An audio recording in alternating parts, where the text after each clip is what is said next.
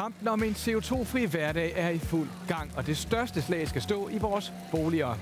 Redskaberne er energieffektivt byggeri og renovering.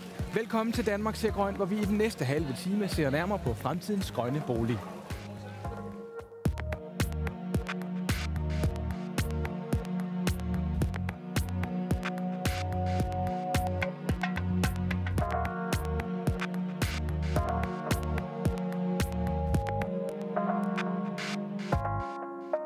Danmark ser grønt er med på Grøn Teknologitur, og i dag sender vi her fra Rådhustorvet i Sønderborg, hvor man bryster sig af at være førende inden for nyt energirigtigt byggeri.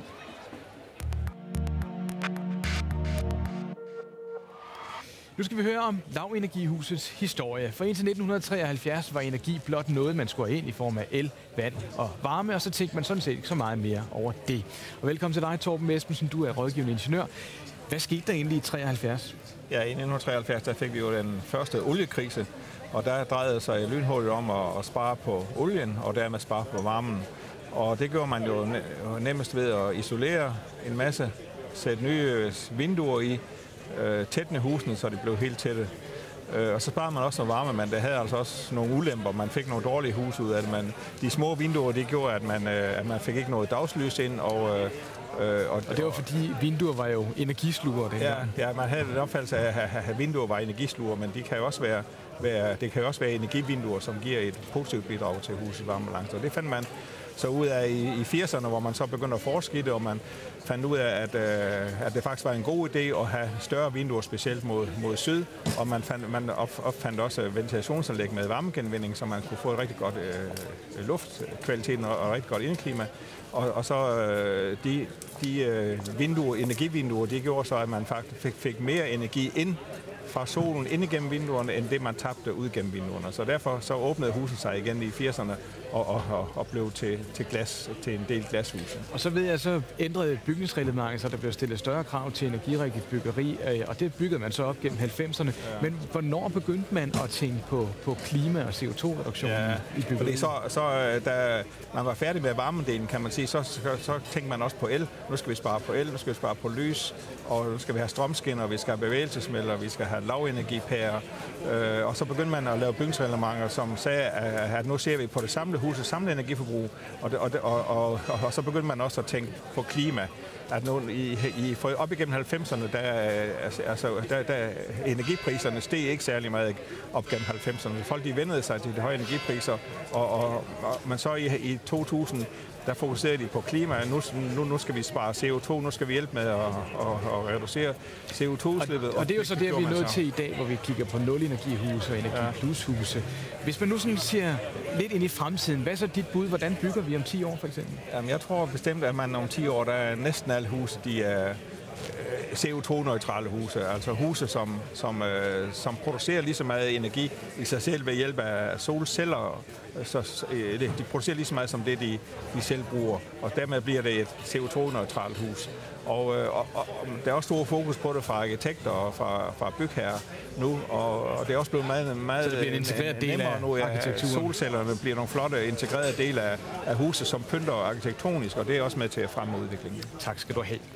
Der skal tages mange valg, når man vil bygge nyt og energirigtigt i 2002. Men nu har jeg bedt min kollega Peter Ingemann fra Hammerslag om at invitere 2 vidt forskellige par indenfor i et nyt energirigtigt hus, for at se, om de kan inspirere sig de løsninger, der findes i dag. Et energihus, et energiklasse 1-hus hedder det også. 182 kvadratmeter. Er det mest økonomi, eller er det mest miljø? Det er nok mest miljø, men det er bestemt også økonomi. Skal vi gå ind for at kigge på det? Ja, lad os gøre det. Ja. Vi skal ind for at se et hus, som består af en stue, et stort køkken-alrum, så er der 2 badeværelser og 4 værelser. Så kommer vi ind i det her dejlige store køkken-alrum. Det er jo sådan husets hjerte. Ja. Også det, man bruger det til. Altså, at her mødes forældre og børn, og lektierne kan laves her, ikke? Jo. Hvor ser det flot ud? Det kan I godt lide? Ja, det er godt nok en flot stil. Ja. Meget stram og meget enkelt og smagfuldt. Højt til loftet, hvidt og sort. Ja. Fint design, det må jeg nok sige. Ja. Og det er isoleret. Vi har 295 mm isolering under os. Vi har 435 mm op på loftet. Og oppe i loftet, der sidder også et genvindingsanlæg, et genvæksanlæg, altså som skifter luften i huset. Og på vejen ud, så varmer det den kolde luft op, man suger ind i huset igen. Så man behøver ikke at lufte ud? Nej, altså det kan faktisk gøre det for sig, men jeg vil anbefale, at man åbner vinduet en gang imellem. Ja. Men det klarer det så, ja. Og i væggene, der har vi så 240 mm. Vinduerne, det er jo også sådan noget, i 70'erne sagde man, for store vinduer, der fiser varmen jo ud af. Sådan er det ikke mere. Det værste ved et vindues energirigtighed, det er jo, hvis man laver en masse sprosser. Hver gang du deler det op, så ødelægger du effektiviteten i det. Ja. Så det her, det er et stort vindue, og så det her bare snydesprosser. Det er snyd. Ja. Så det er et stort vindue. Ja. Og det gør så, at det er meget energirigtigt. Ja. Der er argongas inde imellem vinduerne til at isolere, og de er 24 mm tykke. Det er også godt. Køkkenet herovre er også flot og fyldt med A-hvidevarer. Og nu går vi ud i bryggerset, og der er også lidt hvidevarer og noget andet, vi skal kigge på. Bryggerset, og her står hvidevarerne praktisk sat op. En A-vaskemaskine og godt nok en B-tørretumbler. Man kan få en tørretumbler i A-klasse, som har også en pumpe, der genvinder varmen. Men altså i det hele taget, tørretumbler er måske ikke det mest miljørigtige at bruge. Så har man en tørrestor, så er det det allerbedste. Det, der leverer varme til huset, gemmer sig herinde bagved, og det er et jordvarmeanlæg. Men det er jo ikke, det ser ikke ud som om det er et stort grimt monstrum. Det er i hvert fald gennem pænt af vejen. Jordvarmeanlægget er herinde. Og det trækker jo så varmen ud af jorden. Men energimærket er det beregnet til at skal bruge 476 kroner i varme om måneden. Altså godt og vel 5.000 om året. Jeg må sige, at det er billigt til 182 kvadratmeter. Ja, det er. Er det tænkt med 4 personer, altså 2 voksne? Ja, det er det beregnet til. Ja. 476 kroner om måneden i varme. Altså, da vi flyttede ind i vores bindingsværkshus, der var den estimerede varmeregning med oliefyr, den var på 34.000 om året. Hold da op, det må sige så være. Det er billigt. Ja. Det er billigt. Ja. Hvor gammel er huset? Det er fra 2009.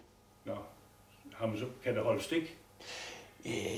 Det regner man da med i hvert fald. Det er en beregnet i energimærket, men det plejer i hvert fald ikke at være til den lille side i energimærket. Men man plejer at tage forbehold i de der beregninger, så det skulle holde stik. Så har I været inde og se de 182 kvadratmeter energihus. Ja. Hvad er indtrykket? Det er fantastisk. Utroligt. Jeg synes, det er bare så flot. Ja. Og så ren og stilren, som man kunne godt have lyst til at flytte selv i vores alder. I går konkret i tanker om at skal have nyt hus.